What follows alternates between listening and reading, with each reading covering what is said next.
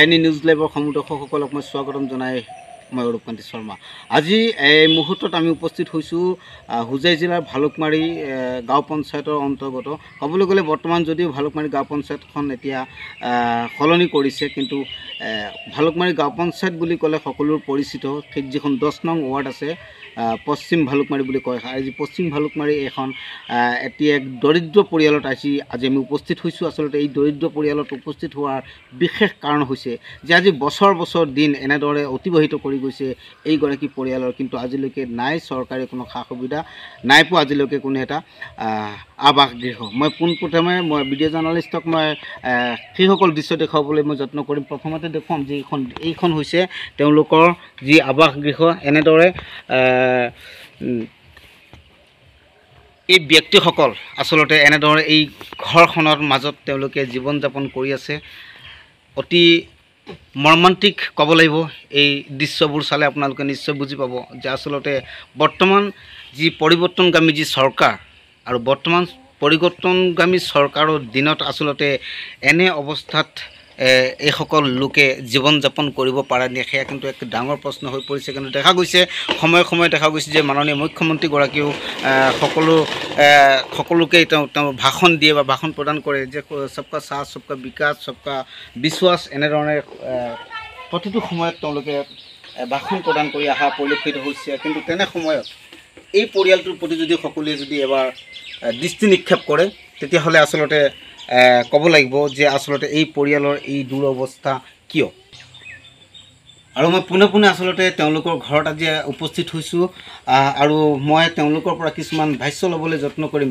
আজি 20 বছৰমান হ'ল মই এনেই দুখীয়া মানুহ আৰু চুগাৰ বেমাৰ কাৰণে মইতো কাম কাজ কৰিব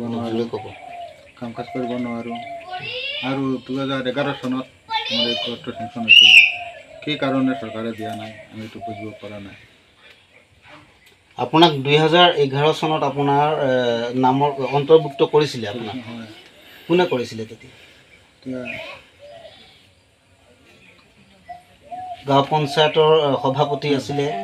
গাঁও পঞ্চায়তৰ মেম্বাৰ আছিলে। মেম্বাৰে সভাপতি সকলোৱে মিলি পেলাই আমাৰ নামটো যুক্ত কৰিছিলে, কিন্তু ক'তটো আজিলৈকে আমি পোৱা নাই। সেইটো 2011 চনৰ 2011 চনত চেংচন কৰা ঘৰটো, কিন্তু আজিলৈকে আপুনি মানে ঘৰটো পোৱাৰ পৰা বঞ্চিত? ঘৰটো পোৱাৰ বঞ্চিত আজিলৈকে মই পোৱা নাই।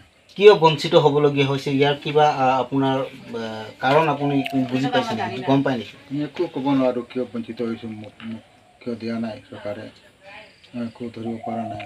আপোনাৰ নামটো? মোৰ নাম শ্ৰী পিপুল দাস। এই জেগাডোখৰ নাম কি? পশ্চিম ভালুকমাৰী। পশ্চিম ভালুকমাৰী। পশ্চিম ভালুকমাৰী। কিমান number ward? 10 number ward. 10 number ward. চৰকাৰক চৰকাৰক কি আহ্বান জনায়? যিহেতু 2011 চনত আপোনাক এইখন ঘৰ আপোনাৰ জিঅ'টেক কৰা হৈছিল ন? জিঅ'টেক কৰা হৈছিলে, আৰু জিঅ'টেক কৰাৰ পিছতে 2011 চনৰ পৰা আজি 2024 চন চলি আছে। ইমান দিনৰ ভিতৰত আপুনি ঘৰখন পোৱা নাই, সেইটোকে আপুনি চৰকাৰক কি আহ্বান জনাব? চৰকাৰে এইটো অলপ চাব লাগে আৰু যেনে তেনে আমাৰ ঘৰটো পাব লাগে, সেইটো চৰকাৰৰ আচলত আমি অনুৰোধ জনালোঁ। মাননীয় মুখ্যমন্ত্ৰীগৰাকীয়ে সবকা সাথ সবকা বিকাশৰ শ্লোগান দিয়ে। হৰ ঘৰ জল হৰ ঘৰ নল, সকলো ঘৰে ঘৰে পানী পাইছে, সকলোৱে পকী ঘৰ হ'ব বুলি মাননীয় মুখ্যমন্ত্ৰীগৰাকীয়ে তেওঁ প্ৰতিশ্ৰুতি দিছে। এই ক্ষেত্ৰত আপুনি মাননীয় মুখ্যমন্ত্ৰীগৰাকীক কি জনাব? মাননীয় মুখ্যমন্ত্ৰীক আমি অনুৰোধ জনাইছোঁ যেনে তেনে আমাৰ ঘৰটো দুখীয়া মানুহজনে দিয়ে, সেইটো কাৰণে আমি অনুৰোধ জনাইছোঁ। আপোনাৰ পৰিয়ালৰ ল'ৰা ছোৱালী কেইজন আছে? ল'ৰা এটা আছে, এইটো বাহিৰত থাকে, একো কাম কাজ ইয়াতে নাই, বাহিৰৰ পৰা সংসাৰটো চলি আছে। বহুত দুখীয়া মানুহ পৰিয়াল আমি। আপোনালোকে ৰেচন কাৰ্ডো পায়নে? চাউল পায়নে? ৰেচন কাৰ্ডৰ আজিলৈকেতো হোৱা নাই। ৰেচন কাৰ্ডো হোৱা নাই? ৰেচন কাৰ্ডো হোৱা নাই, চৰকাৰে দিয়া নাই। কিমানবাৰ এপ্লিকেশ্যন কৰিছোঁ আমি, তেতিয়াও চৰকাৰে দিয়া নাই। কিয় দিয়া নাই এইটো আমি একো ধৰিব পৰা নাই। আপুনি ৰেচন কাৰ্ডৰ কাৰণে ক'ত এপ্লাই কৰিছিলে? এইটো পঞ্চায়তত এপ্লাই কৰিছে। তাৰপিছতো আপোনাক ৰেচন কাৰ্ড দিয়া নাই? কিমান দিন হ'ল এপ্লাই কৰা? এইটো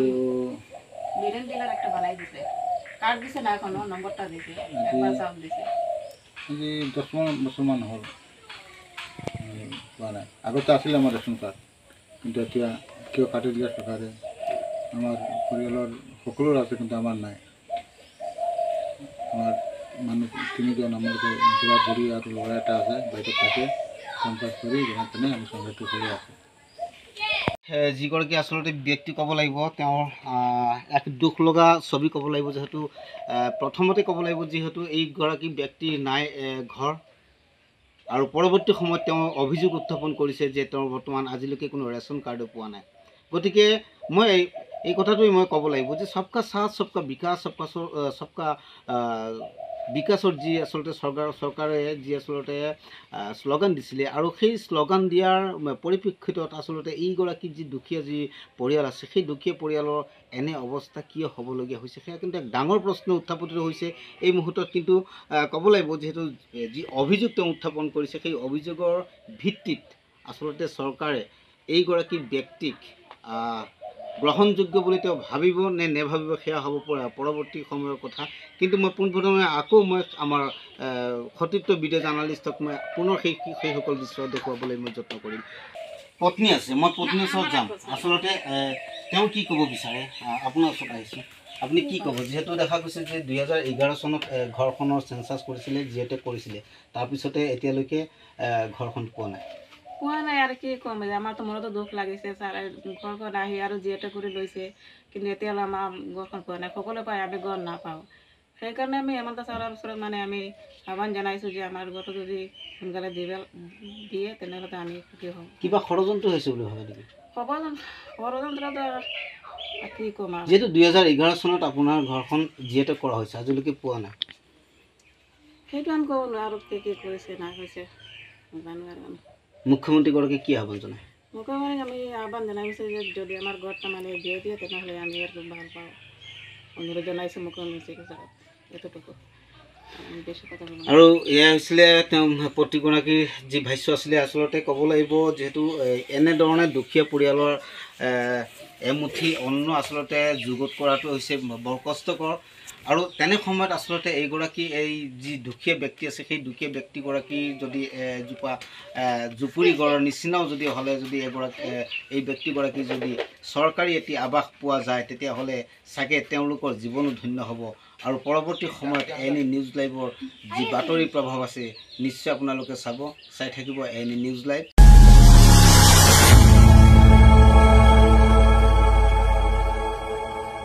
খবৰৰ আঁৰৰ খবৰ, ব্ৰেকিঙৰ হুলস্থুলৰ মাজত ৰৈ যোৱা সমাজৰ নেতিবাচক বহু খবৰ, ৰাজনীতিৰ পৰা সমাজনীতিলৈ, খেল জগতৰ পৰা কৃষি খণ্ডলৈ, ছবি জগতৰ পৰা সাহিত্য চৰ্চালৈ, বৰাক ব্ৰহ্মপুত্ৰৰ লগতে উত্তৰ পূবৰ সাতভনীক সামৰি অসমৰ সংবাদ জগতত নতুন সংযোজন, Assam north east news live 24/7।